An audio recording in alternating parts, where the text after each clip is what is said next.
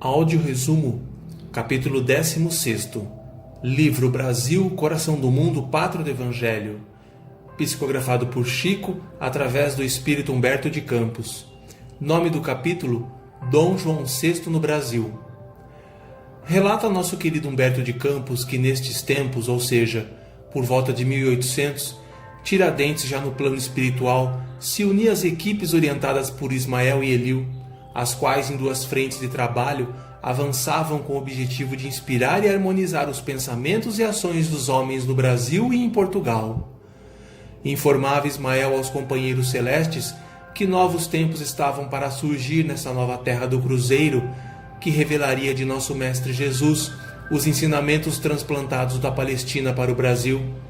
E sob a inspiração do alto seriam realizadas reformas políticas e insuflados pensamentos naqueles que se conservavam à frente dos interesses do povo. Eis que em 22 de janeiro de 1808, o povo baiano recebia as embarcações portuguesas, a frota real, conduzindo o príncipe regente e toda a sua comitiva que mais tarde se instalaria na cidade do Rio de Janeiro. Porém, um dos primeiros e importantes benefícios conquistados para a grande pátria fora a permissão de Dom João em abrir todos os portos do Brasil ao livre comércio com todas as nações amigas de Portugal, feito que traria inúmeros benefícios de ordem financeira e social. Dando continuidade na história, Dom João, chegando às terras do Rio de Janeiro, se enche de admiração com a beleza natural daquelas paisagens exuberantes. Viera acompanhado por uma enorme comitiva de nobres, vassalos, guardas e criados, e também pela sua esposa, Dona Carlota Joaquina, que não demonstrava respeito por aquele lugar, pois era apegada demais aos prazeres e requintes da época. O Rio de Janeiro agora, sob a direção do bondoso príncipe e a fraterna influência da equipe do Invisível, já começava a receber notáveis obras como a primeira escola de medicina e o Banco do Brasil, a criação do Conselho Militar, o Jardim Botânico e a vida do primeiro jornalismo, a imprensa régia.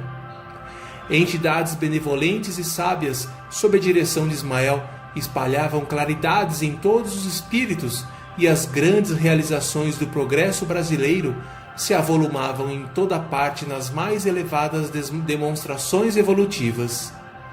Contudo, à medida do avanço do progresso, se multiplicavam também os inúteis e parasitas que recebiam inúmeros títulos e condecorações do príncipe, e dessa forma esmagavam a corte com gastos desnecessários. Segundo Humberto de Campos, só os gastos com a dispensa da corte no reinado de Dom João VI chegava à ordem de 15 mil contos de réis.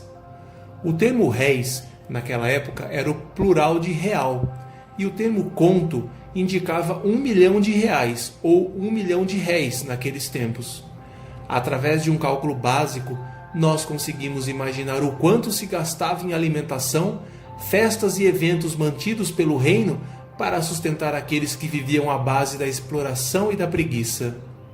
E encerrando o resumo, embora os gastos dos cofres públicos e os abusos cometidos pela nobreza foram fatos negativos para a história, Humberto de Campos resume no final do capítulo que a corte de Dom João VI viria a prestar no Brasil os mais inestimáveis serviços de autonomia e liberdade, livrando o Brasil dos crimes fratricidas, ou seja, crimes que o povo cometia contra seus próprios irmãos. Encerramos aqui o capítulo 16. Fiquem em paz.